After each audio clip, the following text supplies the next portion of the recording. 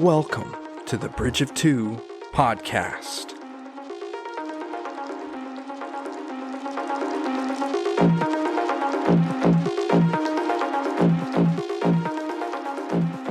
Okay. Oh, We are here. Oh, are we live? We are live. Oh man, no warning at all. Nope. We're pros now. We don't need it. Welcome everybody. Welcome to the Bridge Cave. Does that work? There's a bridge. This is a cave where the bridge is made, or is this? No, it could. Or is this where the bridge? No, the bridge comes and through the waterfall and lands in the cave, the bridge cave. What's the point of having a cave behind a waterfall if you just have a bridge that goes through it, though, or to it? Because it doesn't hide the cave anymore. Maybe this is just. It does. This is just the cave. The bridge lifts up. This is the cave where the bridge crew hides out when they're not on the bridge. Right. That's why it's called the Bridge Cave. But it'd be cool if they're like, well, in spoiler for Rhythm of War, the fourth bridge, literally a flying bridge. That's like perfect. That's true. I forgot about that. Like it's like Brandon Sanderson read our hearts. It's like, I don't know. Brandon Sanderson was writing Rhythm of War, and it's like, you know what this story needs? A flying bridge. And you know what? Bridge of Two is here for it. We support the flying bridge. We support all bridges that fly. If you are a flying bridge, we support you. We support you, no matter what you're engaged in. Whether you're flying or you're in a cave, we support you. Or you're just a regular bridge that can fly, but at the current present time is just bridging. Oh, and I actually don't support regular distances. Bridges. Sorry. Well, anyway, let's not get prejudice against bridges. Let's not divide the fan base here. Oh yeah, only flying bridges. Not flying bridges. Flying bridges. Not flying bridges. You filthy regular bridges. Wabbit season. Fire. Oh, goodness gracious. So how are you? Long pause. I'm good. How about you? It's weird Good. we don't have our other two on today. No, we don't have our wives. We're back down to a bridge of two. They're both at the same thing. It's true. So, well, you know what? I like it better this way anyway. Oops. Cut that. I don't know. We're sitting a lot closer than we have been. I'm just not sure. That's true. If I like that. Just kidding. You don't like being close to me? I missed it. No. Aw. We're back in the bridge cave. Otherwise known as my kitchen/dining room. You know, your apartment has better sound. Does it? Well, it's just because of the carpet. That makes sense, yeah. My dining room, it's the wood table, the walls, the tile, glass behind us. It's just very echoey. We also don't have it's also smaller in here too. Right, a little more tighter. So yeah, it's just a little bit better quality. I do have a menace here though, so we gotta be careful. We do. We have a little menace. Little Hellcat. Hey, Hellcat. There you go. Shout out. Shout out. To me. How you been?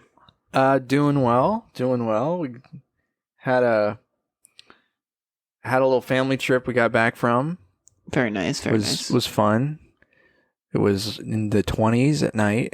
Oh, that sounds wonderful though. It was, except that the heat wasn't working in the cabin. But we knew that. It wasn't like we got there and found out.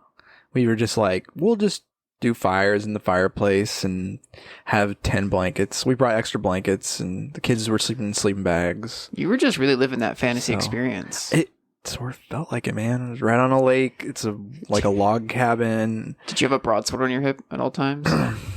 Had a hatchet. Oh, that works. Because I had to go out and process, kindling. I had to chop wood down so that it could, for fire starter, and went to the store and bought some newspapers for You were doing so Firestarter. good. I know. You're just so good until you see But if you imagine that it's like a post-apocalyptic world, you could still go to the store. That's true. And break a window and then take some newspapers. Did you break a window? No, I didn't get the chance. Window. You were looking for the opportunity, but it didn't. The sliding glass door. Not sliding glass. The automatic door opened right as my elbow was about to plunge through it. Well, you still got in, so yeah. Sometimes electricity's still working in a post-apocalyptic world. That's true, especially in the game that I haven't played recently. But I was thought about that game a lot while I was making fires. It's called The Long Dark, and it's a survival game in the like Alaskan North. Oh, or maybe it's in Canada. I mean, they're like the same place. Yeah, maybe. They're next to each other. You're just right. offended both Canadians and Alaskans. Sorry. You're just dividing fan bases all over today. It's my goal tonight, apparently. But in that game, there's like a big storm and knocks out power, but then there's like these this weird phenomenon happening with the Northern Lights, and then when the Northern Lights are out, and then like all of a sudden electricity is working, and yeah. Anyway, I haven't beat the game, but sounds interesting. Yeah, I've never been the biggest fan of like post-apocalyptic survival games. Why?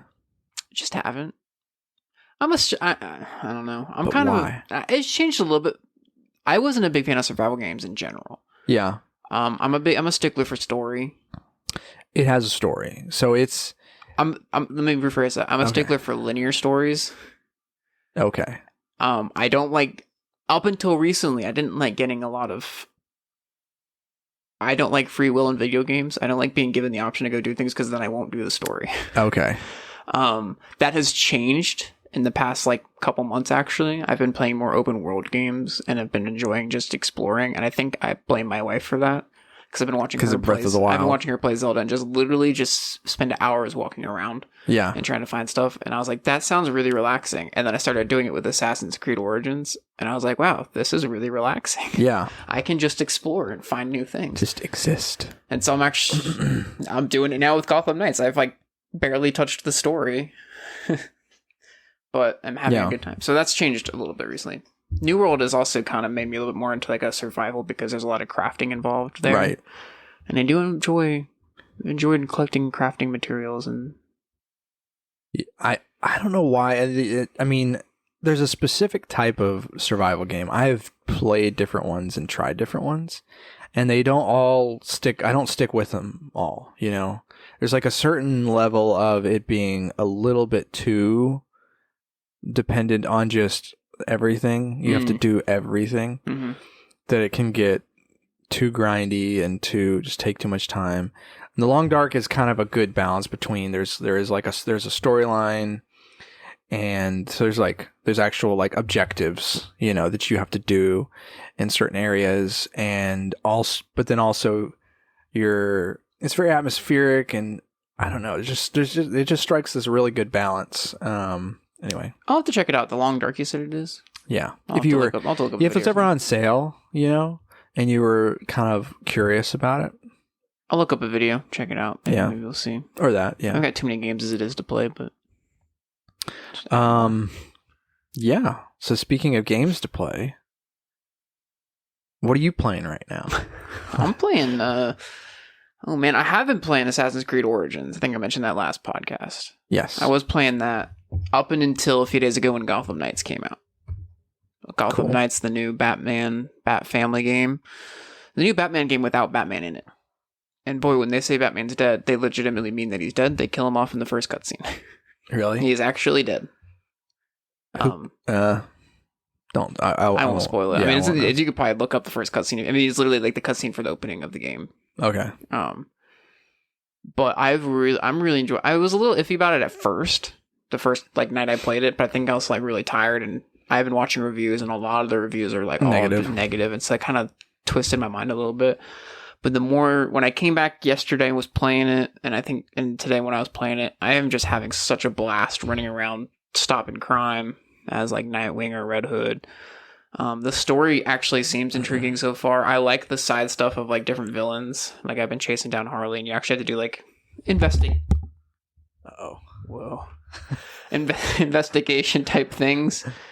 Right. So that was that. It's just been fun. I've been really enjoying it. That they can. I have a feeling that if hopefully they'll stick with it and like provide updates for it and make it better. Yeah. I know they're already planning on doing like a 4-player co-op update type thing. Cool. It is 2-player co-op. Some random guy jumped into my game today. And it like trashed my frame rate. So. Oh no. So I kicked him. But it was fun playing them for a second. We did have a little thing. I just don't think my game was ready. Anything was ready for. I probably have to change a few settings to make everything go good. And I think they have to do. I think the common thing. I think they're gonna need to do some updates. Yeah, I mean, I've heard some people talking about like stabilization updates and things. A few patches, and it'll probably get a lot better, especially for the consoles, which is where it sounds like it's the roughest. Yeah. Us PC Master Race people, just making so much noise over here, knocking dropping your ring of power. Yeah, I am. But I'm really enjoying it. I am excited for the story. But this is one of those new open world. I was just saying, an open world game where I'm enjoying just running around, exploring. There's a few collectibles. You have like batarangs that are laid out around the city. Other than that, been reading Shadows of Self, the second book in the Mistborn Era 2. I realized today that I'm halfway through. When I looked at percentage on my Kindle, halfway through it. Nice. Well done. Love it. I'm loving it. I won't spoil anything, but I like some of the things that they bring back. They're bringing back into this. Some of the characters. Yeah. Or type of characters. Oh. Actually, there's a really cool interaction with Wax and a character that I can't wait for you to read and talk about. Okay. So I'm enjoying reading that. I started Andor, watched the first 3 episodes. Okay. It's good so far. I'm enjoying it. It's slow, I heard. It starts off slow so far. I've like some done through, so it's I've seen a good bit of the first episode. the first episode definitely started off slow. Where he shoots the guy point blank. Yeah. I was like, oh. Yeah, that's when I was like, okay, this is not your average Star Wars show. Yeah. He's just executing people. Whew. Like Dark Han. I do like the story. I like that aspect of it. It does, just like Rogue One, it's a little bit darker and grittier. Yeah. I like Andor as a character, Cassian Andor. Mm. So I'm going to continue watching it. I like it enough to continue watching it. My dad says it's great, so him and I have similar tastes in Star Wars. So. Yeah, right. Let's see. Other than that, there was something else I was doing, but I cannot remember what it was. Trying to draw again. I haven't been drawing enough, so I'm trying to draw again. What are you trying to draw? I did a Halloween character last year. Yeah, I remember instead of doing Inktober, because I can never. Why isn't that framed and like hung up somewhere right now? It's on Instagram, so it's kind of framed. But it's been a year, and so I'm like, you know what? I'm going to draw the character again, but different, and see if there's if I've improved at all, which so far I haven't. But cool. So I'm working on that. Yeah. Trying to do different Same pose? Oh, no, different pose. Making it more an action scene. Yeah. An action pose. I'll show you later. I'd be up for that. Because I need to be drawing more. I'm not drawing enough, and it's upsetting. So I got upset when I kind of once again had to nix Inktober. I just have such a hard time being able to commit to a drawing a day, and I'm still slow with my drawings too. So it's like an actual process. Some people can knock that stuff out in 30 minutes to an hour, but like right. And maybe if I just didn't care so much, like didn't worry so much about the outcome, it wouldn't be as bad. But I don't know. Yeah. But I mean, ultimately, just figure out the method of consistency that works for you, because it can be counterproductive to, try to force yourself into this one thing that, is just going to make you feel more stressed out and like almost like give you the wrong reward, like, you know what I mean, like the positive and negative reinforcement. It's like if every time you come to something, to writing or drawing, you've come away frustrated, then it's almost like you're like training yourself to like avoid it almost. So yeah, you got to figure out what kind of gives you that positive reinforcement when you're doing it. Give yourself a little treat. Yeah, sadly I've been in that negative not wanting to draw because I keep getting frustrated. Just got to figure out your drawing psychology. I do. I took a psychology class. I should be able to figure this out. You should. I still need to finish. I need to finish a couple of drawings here too. I gotta stop looking at my drawings now. Because now I'm like, I need to finish this and this. And I have so many drawings that are unfinished on my iPad. Just pick one and just be like, I'm going to finish this drawing and just work on it. No. What have you been up to, Josh? What's new with me? Yeah, what's new with you? Well, I've been reading a book called Shadows of Self too. Dude, you copycat. I started it before you, barely. I think I started the day before you, which I shouldn't. I should have been reading it all along. Anyway, you're gonna have to blast it out, man. I know, because I know we're both reading it to get caught up I'm doing a reread, and you're actually first time reading it too. Get ready for the Lost Metal coming out in November. Yeah, because I'm sure. Well, I don't know if he'll do. He may do a reading from it. I wouldn't be surprised if he did a reading from it during the launch party. I don't know. Anyway, I just don't want to.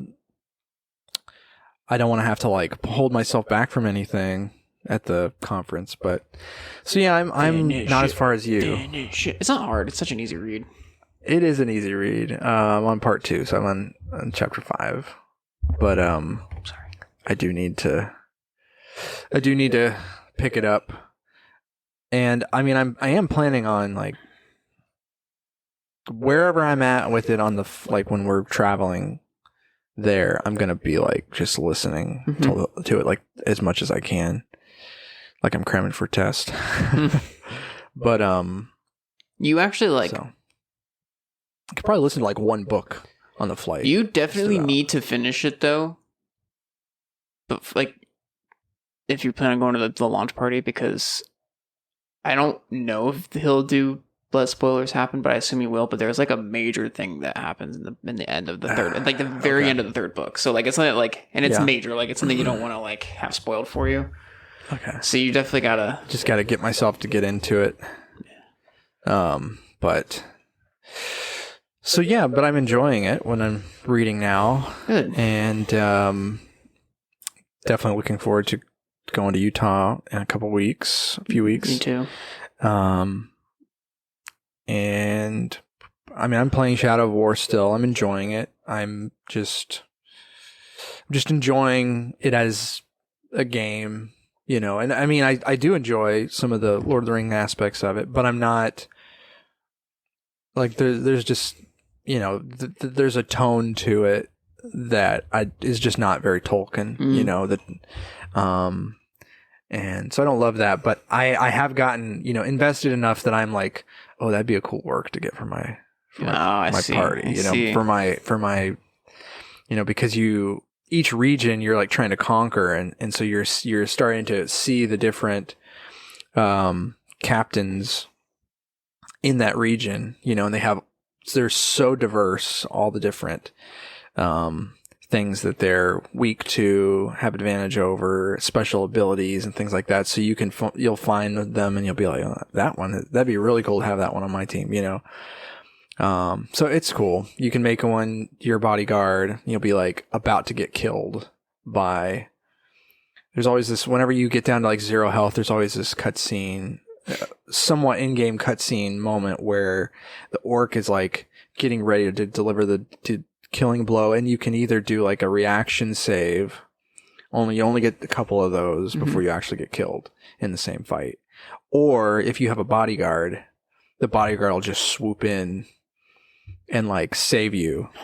So that's cool. I actually had a bodyguard that did that for me like 4 or 5 times, and then when that bodyguard died during a siege, where we took over this castle, And I actually like felt a little sad that this orc bodyguard, because he had saved me so many times. I think his name, like he ended up getting the name like Savior. Oh like, my gosh. like something Savior, whatever his orc name was. That's funny. Anyway, so it within its own like internal lore and consistency, it's fun and it's a good game, you know. It's fun getting all the different loot, and you can level it up by doing these different like quests, and then it'll actually like look different, and yeah, it's cool. So enjoy that. Other than that, I do want to mention, did you see that Brandon Sanderson has been like alluding to he's working on some kind of Hollywood project, either movie or show. Did you see that he kind of either it was he misspoke, or he inadvertently confirmed that it's going to be a movie? I did not see that. So, or I guess in theory, like everyone's like, in theory, it could be a completely separate project that's also a movie, but I don't think that's what he was saying. But he just wasn't doing some live stream or video, and he was he was doing his weekly update, and he was talking about why the secret project for like draft, like he's doing like a revision draft on it, and he's saying he should have been further along with it. But he had some movie stuff get sent to him that he had to work on, and it took like 2 days, two of his days for that he would have been spending on that. And so everyone's like, "Oh, so it's a movie? It's not a show." Everyone's just jumping on. Yeah. Oh man. So anyway, it's all misdirection. He did it on purpose. It could be like it could be non-Cosmere, but I want to think it's Mistborn.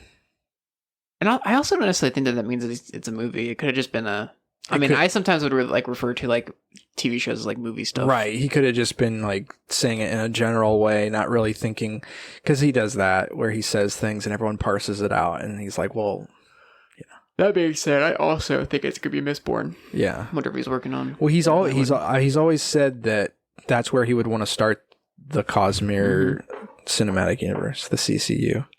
The CCU. This man is just too much. We talked about. Did we talk about last episode of them adding of Dan Wells being added to the list to the roster of authors? We did. I don't think we did. Well, that's exciting news. Because I think that's. I don't know if that was had happened yet. Well, if we didn't, that's exciting. Yeah, I'm so happy. Whole another author for the Cosmere. That's just gonna be so interesting. Yeah, I'm like really excited to see what's gonna happen in the collaborations they're gonna do and the books that Dan Wells gonna come out with. Yeah, I think he's doing a great job of. Brandon Sanderson's doing a great job of like, trying to make sure that he knows that things can happen, and rather than what happened with Robert Jordan happened, where his wife kind of decided, to try and find someone to finish it, and they happened to get someone who did a good job. Like he's trying to put in place the pieces to kind of know that the Cosmere will continue. It'll continue, and it'll continue in the way he wants it to. It won't just become like Conan the Barbarian or these like properties that they just kind of get remade and redone over and over and over again, like hundreds of years, 100 years after they were originally written, or just like so. Think about this. Okay. 100 years from now, the Cosmere, Dragonsteel, and the Cosmere and all that could be like another Marvel. Like its own universe where like kids are reading the books and there's movies and TV shows, like how Marvel is now, where there's all these characters, these storylines, blah, blah, blah. And I mean, that could be the Cosmere to an extent. Well, I hope it'd be sooner than that. Well, do you mean like that when it's that big of a... I know when I'm saying like enterprise. Like, let's say like Marvel and DC have been a thing for like 100 years roughly. Oh, gotcha. That's what I'm saying. Like, that those started back in the 1920s, I see what you whatever. mean. Like, Yeah. and we just have like a billion games, and it's just interesting to think that, like, we'll be dead in 100 years. Well, I'm just saying that it's interesting. Well, you might be dead unless we become cognitive shadows. You know who won't be dead? Our wives, because apparently they have really good genetics. Yeah, that's true. We will be cognitive shadows. I kind of glossed over that. Oh, jeez. Yeah, no, I think it. I almost think that it's too big to fail in a way. Like Brandon, like, oh, be careful! Don't say that. You're jinxing him. You're jinxing that's it. It's gonna fail. Brandon Sanderson. These secret novels are gonna be trash. Mistborn Book 4 is gonna be awful. Stormlight's gonna end terribly. Oh my gosh! I guess that would be the only way in my mind for it to not take off in a cultural way, like,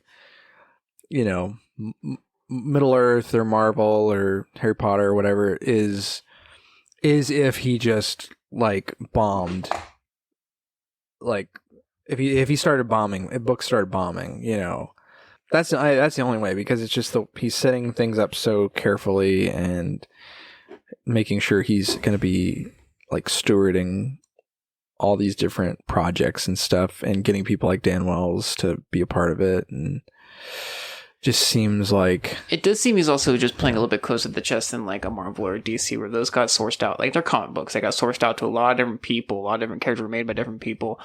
I think Brandon Sanderson is still going to head. Obviously he's still obviously going to head the Cosmere, and he's going to vet the people he does let in. Yeah, no, I think he's got a philosophy of art that if I'm stating this somewhat correctly, he's got a philosophy of art that, like, it's not just authorial intent, mm-hmm. but that what the audience sees in it has like some validity. And so, like, I feel like he feels responsible more than just saying, get what I can get out of this, and hopefully it's good enough. If it's not, I don't really owe anyone anything.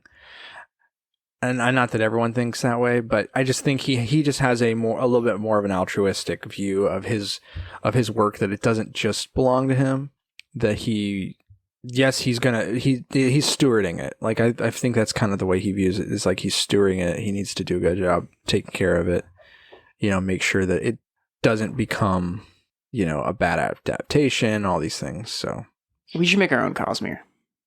We should. Let's do it. We can get Caleb involved in it. Maybe it started. Maybe it did. Maybe Hunting Misfortunes That's what I'm saying. is the Elantris. Oh my gosh. Holy cow. We should do it. I mean, oh no, don't bite that. You'll get a nice little taste. Electricity. Why are you such a menace?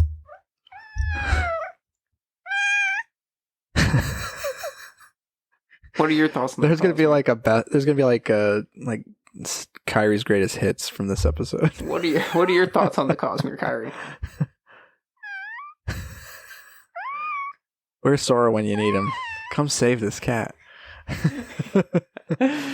All right. What do you say we take a break, grab some drinks? Yeah, we'll come back and talk about the finale. Rings of Power. Power. Oh, snap. I need an air horn. All right, we'll be back. Are we back? We're back. We're back with some sodas that a guy gave you. Just walked up to you, gave you some sodas. My neighbor, new neighbor from over yonder. Knocked on my door once. Didn't know he was my neighbor. They're new. They're new. Just like a person. He was just like, hi, I'm your neighbor. Had a southern accent. He goes, we saw you and your wife walking around. He says, you guys seem like the most like our age and the most normal around here. So we decided to come by. I wanted to come by and say hi, introduce myself. I'm your neighbor if you need anything. He's like, here, I also wanted to give you a couple sodas from Kentucky. So these are some sodas from I think it was Kentucky at least. Don't trust that guy. It's called Original Ski. No. Lemon orange. Authentic citrus soda since 1956. Listen. Watch out for that guy. Real lemon juice. Real orange juice. Real citrus taste. Made with the same authentic flavor since 1956.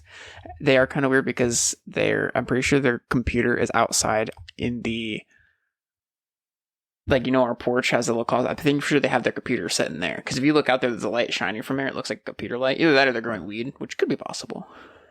Huh. But here's the reason you shouldn't trust them. Why? Bottled under the authority of the Double Cola Company, Chattanooga, Tennessee. Oh, maybe it was Tennessee then. Sold you a bill of goods. Okay, so maybe it was Tennessee that he said, not Kentucky. Oh, okay. You think you might have misheard or forgot? It's been like over a month, so I definitely forgot already. So it probably might have been Tennessee. If it's Tennessee, it's all the same. Let's just you. walk over there and ask them. You just generalize all us Southerners. I do. You're like, Kentucky, Tennessee, it's all the same. Just want to make you aware, Josh. It does say on the can. It is normal for a small amount of fruit pulp to be seen due to the presence of real lemon and orange juices. It says real fruit pulp. Not fruit pulp. Oh man, it's got low everything's soda. real. Everything is real in this thing. That's what I That's like what I about mean. it. It's very all authentic real. and real. I like how big the word real is on the side. Real Made. Real orange juice. Real citrus taste. It's like it's like they're trying to say something.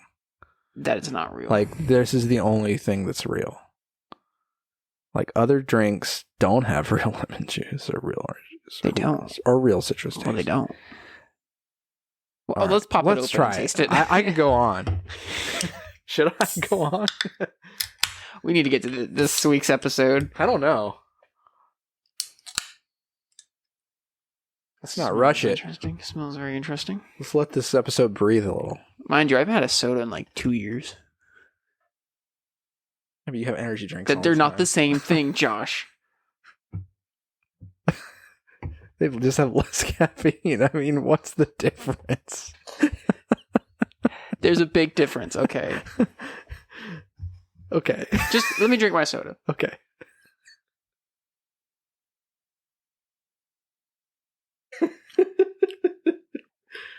Oh my gosh.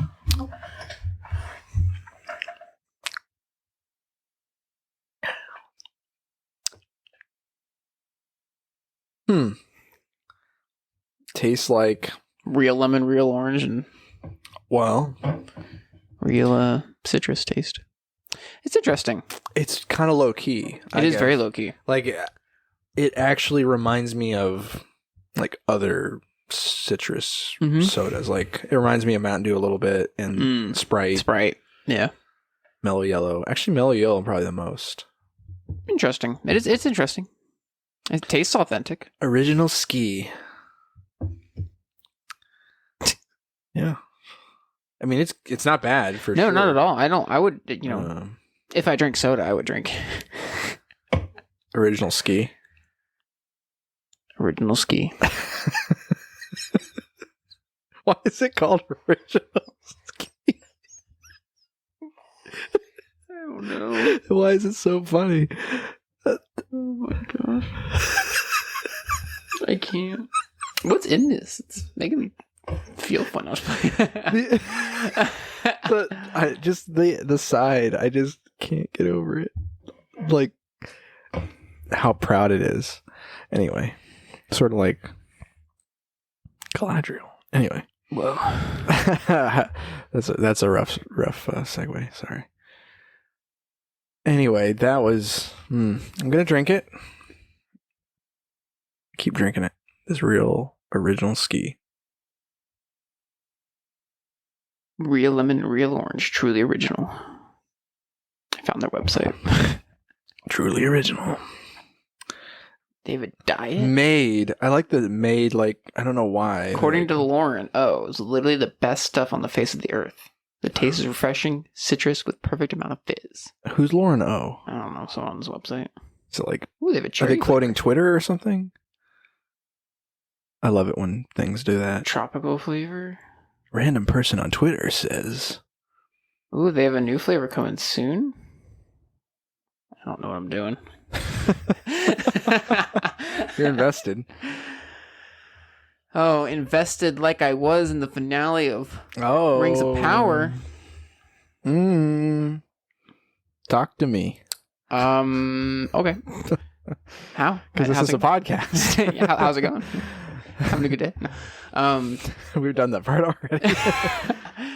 Gonna start it off with spoilers for anybody who has not seen the finale. We're just gonna scream all the spoilers just for 30 seconds. Well, every time we start the second half of the show, it gets giggly. I don't know why. We're not even drinking. I don't know. We're drinking soda. We're just so looking forward to it. It was that white powder that we found. It was. We both huffed it. Oh, now we sound like drug addicts. Great. We didn't huff it. We just sniffed it. I was curious what it was. It's just sitting next to my cat food. But yes, spoiler warning for the finale. And anything else of Rings of Power. Rest of the show, yeah. And things that may be book related that could be spoilers. Yeah, Lord of the Rings lore. Be careful. Yep. So the questions are pretty much answered, right? Sort of. They're answered, and then I guess more pop up, maybe. Right. Yeah. Some of the answers create more questions, which I think these showrunners wanted. Yes. They seem to like, mystery and questions. Yeah. But, yeah, I don't know how to get into it. I mean, well, let's just start off with what were your thoughts of the finale? Like, now that we've finished the entire show, it's let's do that. What are your thoughts on the show now that it's done? The season. The season. What are your thoughts? Yeah, so I don't know. My thoughts on the season are everything in the show is good. Yes. I think that there were some pacing issues because of the way they wanted to tell the story in season 1. They wanted us to kind of be dropped into a more, day whatever in the life of Middle Earth whenever there's not the impending threat of doom. Yes. Just completely bearing down on you. I mean, there were definitely antagonists in the show and threats and things like that, and you could sort of see as the show went on the actual threat taking shape, because initially Galadriel is hunting Sauron, but everyone is like, why are you hunting Sauron? He's donezo. There's nothing, we're finding empty castles and there's no sign of orcs or anything anywhere, and so but then about midway into the season you started to really see this threat taking more clear shape in the form of Adar and this blight on the tree of the elves that signified to at least the High King that this means our life is waning too, because this is a symbol of our life or something like that. So anyway, so I don't know. I like that it was a little slow. I guess what I was trying to say, is because of it being not this really well-defined threat early on, I think that made it feel slower at times, and it made the stories that they were telling just not as unified in what they were kind of all facing. You had the Harfoots are just trying to migrate, and then this guy drops out of the sky, and who is he? And is he good? Is he bad? And then you have Galadriel and her thing trying to hunt Sauron, and Elrond, and I need to work on this project, and so it's it all was felt disconnected initially, and then a lot of those pieces kind of got pulled together there at the end in, I think, a pretty satisfying way. I agree. But once again, I think I've heard people say, and I can see the criticism of going from this emotional beat in this one storyline and then cutting back over to this other storyline where there's a completely different thing happening, and it undercutting some of the emotional beats. Me personally, a lot of times I found that some of that refreshing, where it was like, you know, you come away from a really like hardcore, heavy duty tone to something more lighthearted. Yeah. I didn't necessarily mind that. You know, I didn't mind getting pulled away to Elrond and Durin from some of the more heavy stuff, and they're just like bromance, you know, blossoming. That bromance is my favorite part of the show. So, yeah. So, I mean, overall, I really like the show, and I like the way they pulled it off, pulled it all together. I think that nobody really knew what was going to happen in the last episode. No, absolutely. And I think that maybe affected. I think that a lot of people's opinions of the show have been affected by just not knowing what they're supposed to be expecting and what's supposed to be happening, you know, contributing to that. So I think like a rewatch is probably going to be more enjoyable for a lot of people. Yeah. You know, especially knowing some of these big reveals at the end. I mean, like the big reveal of Halbrand. Yeah. That's going to like completely change how you view the show. And it's going to, you know, you're going to have all these questions in your mind too of that character, of like how much of this is deception and how much of this is real actual conflict, and which I think is interesting. Makes his character more interesting, I think, in some ways. But yeah, I don't know. Definitely a lot left to happen in the show, and yeah, I'm sure that more as we get into a little bit more in depth, I'll have more thoughts. But I don't know. I kind of went on a little bit. How about you? What are your thoughts overall on the first season? Overall, I really enjoyed it. I agree with the pace. There's just seems like weird pacing things. I feel, as much as I liked the last episode, I feel like if specifically the Sauron reveal just felt weird. It felt kind of almost rushed, if that makes sense. That specific scene? Just that whole part of that whole in the episode, just now he's helping out the rings. Now he's being revealed that he's Sauron. It just seemed odd. It seemed like they were just trying to fit that in at the end of the season to kind of reveal him. Yeah. Instead of letting it kind of come naturally, like maybe even to the next season. Which I understand. They probably wanted it done the first season, keep people hooked and everything like that. Yeah. But it just felt a little off to me. Otherwise, I don't really have too many issues with this show. I really enjoyed it. I didn't particularly mind the different cuts to different people. Because like you said, it was kind of nice at times to, you know, when you have like a serious scene with like Galadriel, to cut to Elrond and Durin when they're bromance, or the Hartfoots doing their thing. The Hartfoots grew on me. Yeah. The Stranger always intrigued me. And so I just always enjoyed those scenes. But ultimately, overall, like I really enjoyed the season. I'm really excited for the next season. It did not surprise me that Halbrand was Sauron. Yeah, by the end of the season, I feel like there was so many.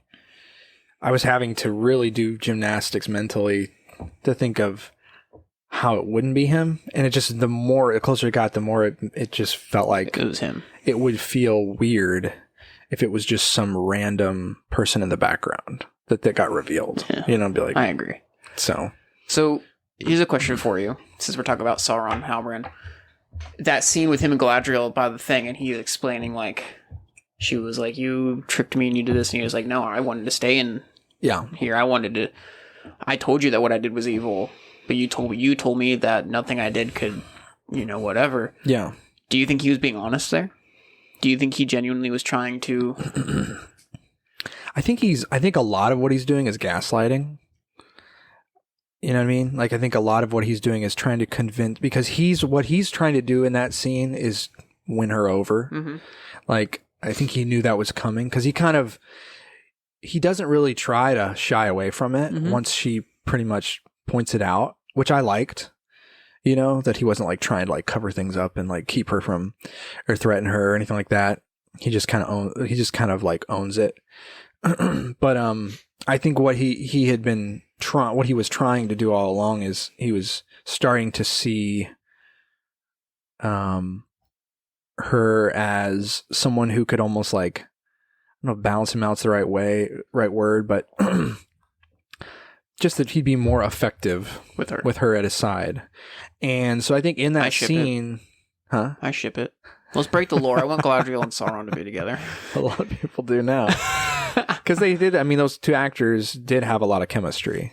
And I think that's a lot of why people thought were feeling romance, when I don't think that's what they were trying to push. I don't know, man. Sauron seemed like he wanted something there at the end. Just saying. Maybe. I mean, he wanted her at his side at the end of the day. But I think that because he's trying to get her onto his side, I do think there's an aspect of him gaslighting where he's trying to manipulate her. And even though it's, he knows exactly how much he's hurt her. He saw, I mean, he was there in Numenor, right? Whenever she's like bleeding her heart out in front of him. And he's like, I'm sorry, about your brother and stuff, whenever he's the reason he's dead. So I don't know. I think there is an aspect of him that maybe what he's saying about Morgoth is true about Morgoth. He said, like, whenever Morgoth was defeated, it was like this clenched fist released from me. I think there's an aspect of that that's true, but I think there's an aspect of it too where he is more broken and more influenced by Morgoth than he realizes. And just everything even him thinking he's healing Middle Earth is, I think, it's a slanted view of the idea of healing, right? It's like this slanted idea of this needs to be healed because it's not my view of what is whole, Well, not only that, it seems like he kind of holds to the viewpoint of like, this place needs to be healed or corrected. And in order to do that, I need to be in charge and basically enslave everybody else, take everybody else's free will, because they can't be trusted to do the right thing. Right. We see that in a couple of different forms of media of bad guys who are like, they kind of have good intentions because they want to do right and like make the place better, but the way they want to go about it is so wrong because they're doing it the wrong way. Yeah. Well, think about like, actually it makes me think of like Taravangian with the diagram where, he has this, when he's so smart, he can, in his mind, he can see how everything would be better if all these pieces fit exactly the way that he sees it. But whenever he's at that level, he has zero empathy, and anything that would get in the way of that is completely discardable. And I think that's really who Sauron is. Yes. And so I don't know if there's an aspect of his character that understands that and almost thinks that maybe if Galadriel's at his side, that she'll somehow balance him. Maybe. But I don't think so. I think he ultimately, maybe he thinks that if she's at his side, it'll somehow, in the eyes of like the Valar in the West, like redeem, somehow make what he's doing viewed more redeemable. Or even the elves. It'd almost be like waving the elves on your side because now you have one of them that, because he wants to be viewed favorably. Yes. Like that is a Sauron motivation. Like he does want to be seen as like the one true God, like basically worshipped and served and everything. And I really think that is where the Rings of Power whole idea comes from, is that how he can ensure that he can kind of influence and dominate and draw together all these different people. But so I think he's like almost self-deceived, like of his own nature to some degree, where he's trying to manipulate her, but he also thinks that he really does want to turn out to be repentant or whatever. But what he's willing to go to do to achieve it, is limitless. Yeah. So I think there's an aspect of it too where he's kind of using her as an excuse too, where it's like, if it wasn't, because he even says, he even tips his hat to this a little bit before the full on reveal, whenever he sees her in the courtyard and she's already kind of getting suspect on him. And then he says, like, you know, you lifted me up, you did this, I'll never forget what you did for me. And then he leans close and kind of really creepily is like, and I'll make sure no one else ever forgets what you did for me either. So he's kind of like, you know, basically giving her the credit, because if she doesn't go along with him and he goes down the dark road, he's going to completely just like blame it all on her. So, yeah, that's a really long answer, but that's. So going forward, let's get our theory hats on a little bit. Season 2. So obviously you have Adar chilling over in Mordor. Do you think season 2 is going to be a little bit of almost like we're on the side of Sauron as he fights Adar? Do you think that's going to be a thing? You mean like we're going to be following him as the protagonist kind of thing? Yeah. Like there'll be obviously we have multiple little side stories. There'll be a side story of Sauron trying to retake Mordor from Adar. Or do you think they're going to join forces? Because Adar seemed like he very much did not like Sauron. Sauron obviously did not like Adar. Yeah, I don't know. I think that I would think, you know, that it would be, well, that we'll almost be rooting for Adar.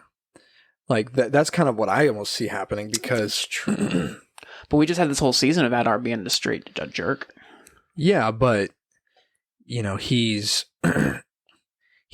ultimately, his goals end with Mordor being a home for the orcs. You know, Sauron wants to impose his will over all of Middle Earth. But at this point, too, now, obviously, we're coming from people who have watched Star Wars. We know Sauron's bad. And not Star Wars. I'm talking about Lord of the Rings. Yeah. I know that Sauron's bad and all that. But the way you watched the first season, yes, he comes out as Sauron and it's like, yeah, he's bad. But like, you could even see it of like, we all have a connection now to Halbrand. Right. So he still could be seen as like, he's trying to retake Mordor from Adar. Yeah. And getting the orcs. I think they're gonna still. I think they're gonna still keep Sauron and / Halbrand. They're gonna still keep him as kind of complicated. Yeah. As like an anti-hero type of thing. I don't even know if you call it anti-hero, but like, but just like that he has, you know, it's like you have lawful evil, right? Mm-hmm. Like he has a code. He has a morality to what he's doing, even if it's twisted. And I think there's some aspects of that where it will almost seem, well, think about like his whole thing about the weakness see the weakness of others and give them a means to master it. Like, I think that's kind of what we're going to still see him do. That's not like, I don't think that's at an end.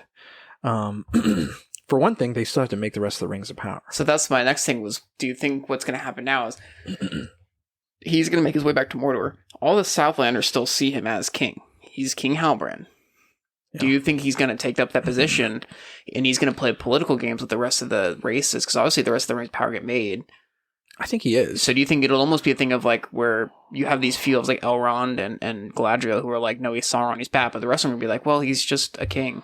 So the showrunners have said that season 1 kind of sets up the canon version of events. Like season 1 is almost like pre what we actually see in like the appendices of Lord of the Rings, and by the end of season 2, it basically is like going to feel like a more canon story of what people are expecting. And I think that partly that's what that means, is that like, because that is like how it goes in the appendices, like Galadriel and Elrond and Gil-galad are like, don't listen to Sauron, don't listen to this guy, he's Sauron or he's bad. And then, but the dwarves do a little bit. Celebrimbor does, because you notice there at the end, Celebrimbor doesn't know he was working with Sauron. Yes. Galadriel, only Elrond really knows. And Elrond kind of figures something out there at the end, but at that point it's too late. And Sauron was right. They were in a very tough spot. They did need those rings. And I think that does make, that does, to me, I like that they did it that way. They made it like where it wasn't just like some elves are just like, let's make some cool rings, and then there's a bad elf like, let's make them powerful. Let's make some cool rings. Yeah. But what if we put power in them? I mean, just like, because I like the lore of the rings. I like the lore that they have between around why the rings are being made. Right, that there is this like kind of need for something, and then they're actually trying to explain a little bit, of why rings. You know, it starts out as a crown, which I think, the reason there was going to be two was because Sauron was one for him and one for Galadriel. You know, it was that plan, that design that he was basically thinking, I'm going to take these, I'm going to get these are going to be my rings. Galadriel's going to join me. Boom, we're good to go. Gosh, imagine proposing with a ring of power. How do you say no, right? Yeah, for real. You know how much I sacrificed? Galadriel did. What? I said Galadriel said no. Well, sort of. Not really. Actually, yeah, she still gets a ring. She said, we need to make 3. Yeah, she's like, no, we're not going to do 2. We're going to do 3. It was cool watching them be made, though. Yeah, I thought it was really cool. I liked that they had her put her dagger in. Like, I like the symbolism of... Yes, I did too. For one thing, it's just cool to think, like, to, like, imagine. It's a little bit of headcanon, because the dagger is not a thing in the book, but that these rings carry a piece of... like her brother and that journey of who she was in them, so she can, because she does become a ring bearer, so she's kind of taking up that dagger again in a way, just as a different kind of tool. But so I really like that, and the mithril, having the mithril, in all of them is cool too. To think that there's Elrond's storyline kind of getting pulled into. It wasn't all for nothing, yeah, right. I mean, even though, like you said, for all of everything that kind of like led up to the episode being kind of like slower moving, very like paced out, it came together really fast in that last episode. But it was interesting to see like them kind of like this brainstorming session happening and them, trying to work it out. I liked how Gil-galad was more likable too in that episode. I like him being more skeptical and like not liking the idea of a crown, like a crown that's this really powerful thing. Like it's almost like he intuitively knew this doesn't sound right. Yeah. It's like he almost, which is very, once again, goes along with the books. Like he was very skeptical about what the elves were doing when they were making the rings of power. He was not super on board with it. So, yeah. So I mean, I don't know. What do you think of any of that? I need to ask you questions. Well, no, like I said, I really enjoyed. I actually like the lore that they're setting up with the rings, why they're being made. I think it fits. I think it makes a little bit more sense to me. As someone who doesn't really know too much of the lore of Lord of the Rings, like I didn't read the appendices or whatever, but although I kind of want to now. But I liked that. It also made sense too of why, it makes sense as to why they still get made despite Galadriel knowing. Because for a minute there, I was like, how are they gonna? Why is she gonna let this still be made, even though she knows that Sauron's involved in it? And it's just like, wait, this is to help save the elves from, ultimately it's going to help to stop Sauron because the elves leave, or whatever. And she tried to like change it a little bit. She's like, okay, let's throw a wild card in here and let's make 3 instead of 2 to divide the power a little more. And I like the foreshadowing. They said like 1 will corrupt, foreshadowing the 1 ring, 2 will divide. 3 brings balance. And 3's a party. I mean, brings balance. Yeah. So yeah, I definitely liked that. I don't know. I'm curious because don't certain people who gets the rings initially? I know Galadriel gets one, and then Gil-galad. Right? Yeah, I don't know. Like, how are they going to do? I feel like it'd be weird if she just got a ring of power immediately because she, in a way, it's her dagger. I mean, I guess if Celebrimbor's handing them out, then I guess she could. But if it's Gil-galad who's in charge of them, because he's the High King, I just don't see him giving her one, right? Yeah, well, So you shouldn't be here. I guess we'll see. But she is supposed to get one. Elrond eventually gets one as well. Gil-galad has one at one point too. I'm wondering if Celebrimbor is going to get one at first. But at the same point, I don't know if he can, because they're supposed to keep him secret. And I think Sauron's going to come back around to Celebrimbor. Mm-hmm. I think he's going to come back around, and I don't know if he'll be in a different form, or if it'll just be like Celebrimbor's just kind of like that sort of, he's gotten that taste of working with Sauron of like. Also, he doesn't necessarily know he's Sauron yet. He doesn't know he's Sauron, and he was told not to treat with him by Galadriel. But Galadriel's not in charge of him. But we've also been seeing a lot of that kind of like that mindset in Celebrimbor of like power and making these things. And well, it's kind of mad scientist feel, right? Where he's like, if what we're making things that have never been done before, and I'm not going to say no to that. Yes. And she didn't give me a real good reason why not to do that. So. Yeah, I could definitely see him making more rings with which he does. Oh yeah, but I'm also not sure. Like, I wasn't sure if when I saw the end, like, are they just going to have Sauron make the rest of the rings now, or which they could do? But yeah, we'll have to see season 2 what happens. But I'm definitely really looking forward to seeing a different, seeing like continuing with this. Sauron as a political figure in Middle Earth that's not like a Dark Lord figure yet. Yes, I like that aspect. That is a very interesting. Could be very interesting. It'll make it interesting storytelling. I feel, and just world building in general. Yeah, I think so too. So, moving on to the other side of Middle Earth. How do you feel about Again, I mean, the stranger and the Heartfoots. The wizard. I actually I think I felt the most satisfied overall with that story. Me too. There was like so many so many little moments with Gandalf. I'm going straight for it. There's like theories out there that he's not Gandalf still. Like there's theories that he might be a blue wizard still, and that they might just be head faking us. Which I'll have you know, Josh. Stephanie is the one. She heard when in doubt or something that always follow your nose. I can't remember the exact line. She was the one who was like, "That's Gandalf," and I was like, "What do you mean?" She's like, "He says that to Mary." Yep.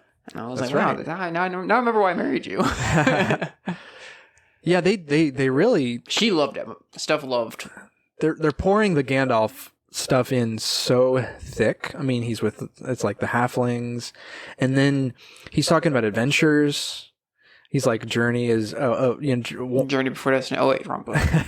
He's like, if for one person it's just a journey, adventures should be shared. And Gandalf was sharing adventures with the hobbits all the time. Frodo and Bilbo. And it's with hobbits. He's with a hobbit now. I mean, it's just the only thing like some people are saying is, well, so Gandalf had this saying about like all his names, where he's like, in the north I'm called this, in the south I'm called this, in the west I'm called this, to the east I go not. They're going to the east. And so they're like, well, Gandalf said he doesn't go to the east, so why are they having him go to the east? Maybe that's them telling us it's not Gandalf. Maybe we're finding out why he doesn't go east. That's what I'm thinking, right? Because he says that in Lord of the Rings, right?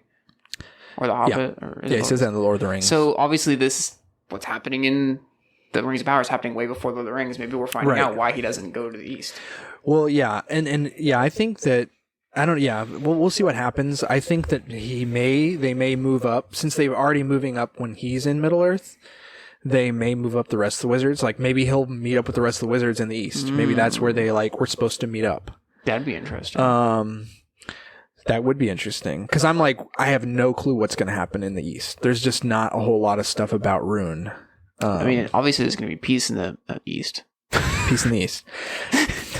This is the Middle East. It's the east. Kind of Middle East. It's Middle Earth, so the Middle East. Middle Earth and then the east. So it is peace. All right. Peace in the Got Middle me East. there. Boom, peace in the Middle East. We've solved it. Well, yeah. Obviously, there's not peace in the Middle East because Gandalf doesn't go back to the East. Well, and those mystics came from there, I guess, because they were like telling him, we're going to take you there. Yeah, those are weird. So, Still don't know anything about them. So it's interesting that he's still going there, even though they were like, you're going to learn about being Sauron in the East. Obviously, they're wrong. He's not Sauron. Right. I am good. I loved it. I loved that whole thing. You know, I love his the conflict of like he's holding on. Like at the beginning of the episode, he's looking at the apple and remembering her telling him that he's good and he's here to help, and then he's just kind of like, you know, unsure, and then he loses it, and they immediately start telling him, no, that's not the path you're on. This is the path you're on. And he seems to like momentarily kind of get, you know, into that. And then when the hobbits come to save him, Nori shows him that, no, you can choose. Yeah. Just choose. You know, I thought it was awesome.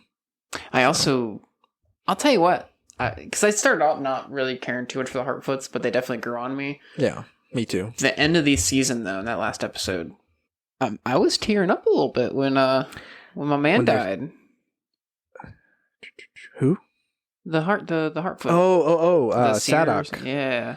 Yeah. That whole scene of just, you know, I would like to just sit a while and watch the sunrise. Yeah. Like about to go wandering off trail. Like that was like kind of heartbreaking. I was like, oh my gosh. Yeah, I was confused. I was like, well, no, Gandalf's going to heal him. But then I guess it was mortal. It was like too bad of a wound or something, or maybe he doesn't know about healing yet. Well, he healed his arm, but maybe he can't heal other people, or like it did take a lot for him to heal his arm. So obviously he knew that he wasn't going to be able to help him out with that because he didn't even try. But or maybe it was one of the things where he just knew it was his time or something. Yeah, because he did give him that kind of look, that smile and nod, like, you know, good luck. But yeah, I really liked that scene in general. Like the everything prior to, and then just that scene really kind of solidified all of it. Just maybe like the Hartfoots more. Yeah, I'm completely won over by them. They were the thing I was most skeptical about coming into the show, and by the end, I really like them a lot. The scene with Nori going off with Gandalf too. There was just a lot of like, I loved their little conversation, and I loved just all the goodbyes and everything. I think that her family, Nori's family, they're just a sweet little family. And there's even like, I got Grey Havens vibes, like with Poppy and Nori leaving, and so it's almost like Sam and Frodo. You know, when Frodo leaves to go into the West, you know, I got kind of the same feeling there with all the emotions of her saying goodbye to everyone. But so it'll be interesting to see what they do with those characters. If they're, you know, are they going to continue to follow the Harfoots, or is Nori just going to kind of carry that Harfoot banner? I have a feeling that Nori's just going to carry that. I think that whole Harfoot stuff was just to set up her story with the stranger. Right. Gandalf. Yeah, so we'll see. But yeah, I liked it a lot. And I heard someone like, it was Daniel Green actually. He's not been as big on the show, and he was talking about, he called it an Ian McKellen impression. And I just rewatched it recently, and I was listening to it, and it wasn't an Ian McKellen. It was completely his own delivery of. Yeah, I liked his delivery of all of that. Like, I liked the way when he was actually speaking. I liked it. I thought it definitely seemed like a wizard, and I did get a little bit of Gandalf vibes from him, but it wasn't like, I didn't feel like he was trying to impersonate anybody. Yeah, I didn't either. I thought it was strange that he saw that, and maybe that was just like his initial take. He didn't want it to be Gandalf. I think that was part of it. I think a lot of people probably didn't want it to be Gandalf. Right. I did, and I'm so about it. And I mean, like, I'm still where I'm at. Like, well, I was at a point where I was like, whoever he is, I'm on board. But now I'm like, he really has to be Gandalf. I feel like he does too. Like, if he's not Gandalf at this point, I'll almost feel a little cheated. Yeah, exactly. I'll feel like they are really setting me up too much. Too much subversive expectation if it's not. Well, you gotta, like, at some point, you need to be able to trust the showrunners, happening, like yeah. what they're showing you. Because what did we get? We got all this for Sauron. We got all these hints that he was Sauron and he was Sauron. We get all these hints that this is Gandalf, and if it's not, then it's We feel weird. Yeah. yeah. So maybe Halbrand isn't Sauron. right. Wouldn't that be a twist? I've heard like there's theories about that. There's theories that like Halbrand is out there somewhere. He got body switched or something, but that doesn't make sense because the whole reveal is him talking about all the different things they did and said along the journey, and that that doesn't make any sense. And that it was Sauron the whole time. So anyway, what do you think about? There wasn't much with Numenor, but they did kind of give the Numenor stuff a little closing out in that last episode. Well, I know that the king died. Right. We had that. There was I meant to rewatch it because I can't remember, but there was that scene between in the boat. Yeah, the Queen and Elendil. I think that was a really. And I remember really liking it, but I couldn't remember for some reason what was said. Yeah. Well, it's kind of. It was picking up a little bit of the beat the episode before when Elendil is kind of really bitter that he followed his impulse to trust the elves and like help the elves out, or through Galadriel, and that it had cost him. In his mind, he thinks his son's dead, and they had a pretty big defeat there because of the whole Mordor Mount Doom exploding thing. Like, they had took a lot of casualties. Muriel's blind, so he was like really second guessing that impulse, and so that scene in the boat was kind of him. Kind of Muriel kind of giving him, saying, no, you did the right thing, even though I'm blind and you think your son's dead and all this. She says that her father told her the way of the faithful means agreeing to pay the price even when the cost cannot be known, or something like that. And Elendil says sometimes the cost is dear, And then he kind of resolves himself. He kind of says, all we can do is keep serving. So it's kind of like established that he is going to keep going in that direction. Yeah. Which I like, that he's not like going to kind of do a little like diverging off where he kind of goes into some kind of like grief spiral, and he's like going kind of more towards the elf hating ways of the Numenorians. I would not have liked that. So I'm glad they did that. And Muriel kind of, really outs herself that she is a part of the faithful. Yes. And then there almost was a moment with them too where it seemed like there was a little bit of romantic thing going on. Also picked up on that. I actually felt more romantic vibes in that scene than I really did from Galadriel and Halbrand. No, I did too. I did too there. Because he says like, I have you, and he says like, my queen, and like she's kind of leaning on his arm for a second. Maybe that's how he kind of jumps into that king position. Yeah, it could be. Because obviously a little bit of legitimacy. A little bit more, yeah.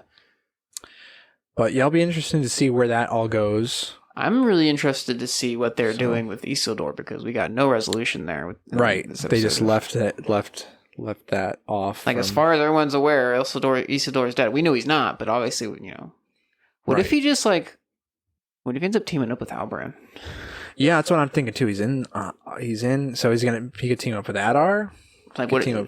He could be, it would be interesting to see him teamed up with Halbrand, because he has no clue. He has no clue, and it could be like a thing. I mean, that could also lead more into Isildur being so bitter towards Sauron because he's deceived, Yeah. It definitely could be, if they do it in an interesting way. It could definitely have a lot of interesting rhyming later in the show. Whoa. It all rhymes. They didn't go back to, which I guess they kind of wrapped up the dwarf stuff As of right now, the previous episode, but now that we've seen the finale and there's no dwarf stuff in that, it kind of, I guess it makes a little more sense, that whole Balrog thing. Oh yeah, like showing that, because that was like the kind of conclusion to their. So it kind of gives you setting up for give you a little cliffhanger, set up foreshadowing. I still hope it doesn't happen in season 2, like full on Balrog. Yeah, we'll see. But there's a lot to look forward to. Yeah, definitely. There's a lot to look forward to. The show is you can just tell the creators are putting a lot of love and care into it. I feel absolutely. They're trying to make a genuinely good show and a good Lord of the Rings show. You know, it's not fully accurate to lore, but that was kind of to be expected. Yeah, I mean, I'll say this, like, it was enjoyable to be able to be there right there at the end with everyone not knowing. Yes. Right? If they did it the full canon way, then it would have been like, there's an elf helping Celebrimbor. We all know it's Sauron. Not we all know, but like the people who knew that aspect of the lore would just be like, there's Sauron. You know, he's teaming up. It's one of those people, if they had, fleshed out a character helping Celebrimbor that was an elf or whatever. So I liked that aspect of it. I'll have you know, too. I said it from the beginning. Halbrand was pretty fair looking. You did. You said it. First thing you said was, he's not dying. He's too good looking. That's exactly. When we were watching, that's like what I said. He's a main character. He's too good looking. That's another thing, though. People are theorizing like too. Is like, why was Halbrand out there on a boat? Was he trying to get to Numenor? Maybe. Yeah, that's because he wanted to get to Numenor. That was like, that seemed to be his original plan. Is like, I'm in Numenor. I want to be in Numenor. I don't know what he would have done. Probably ended up in charge at some point. Yeah, there was Sauron probably. But there's also ideas that maybe he was actually trying to go repent. Like go to the west or something. Interesting. And repent and got turned away by with a serpent. Maybe we'll never know. Or something. I think they're gonna answer some of those questions too. Of like, I think that we're gonna get some more. We're gonna get some Sauron backstory.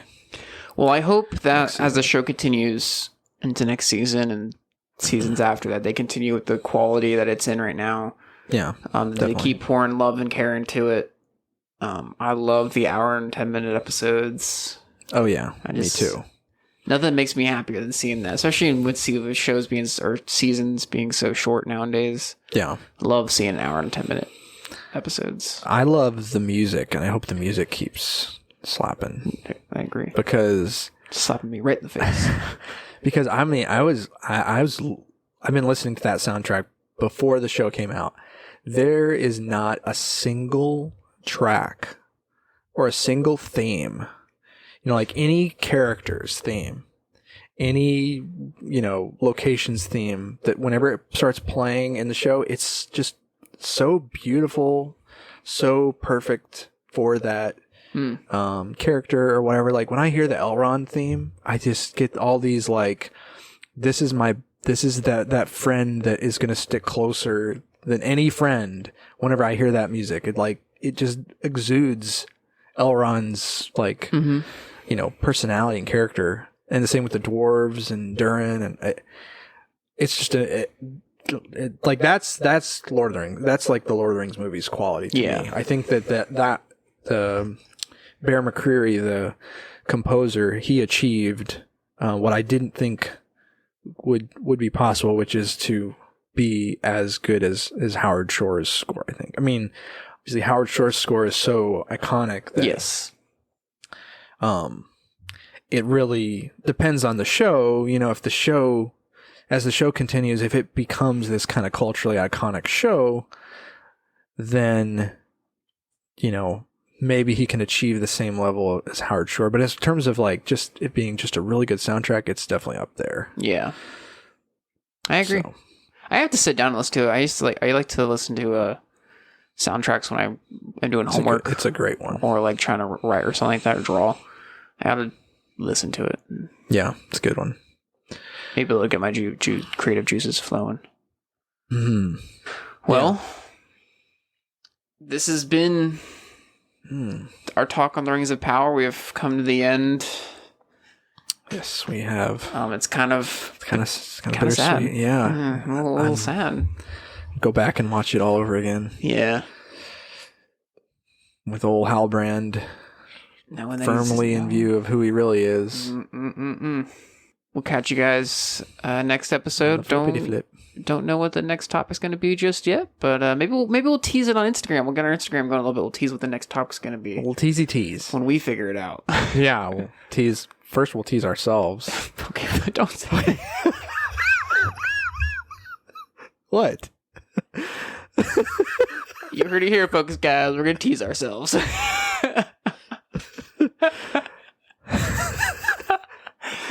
Oh, goodness gracious. Anyway, keep a lookout for that. This has been the Bridge of Two podcast. far away bridge.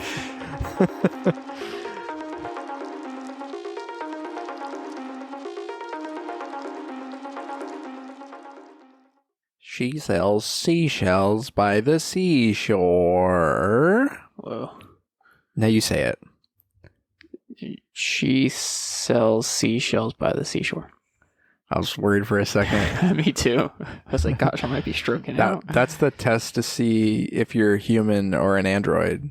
I would have had to kill you if you failed it. It's a good thing my brain really kicked in there.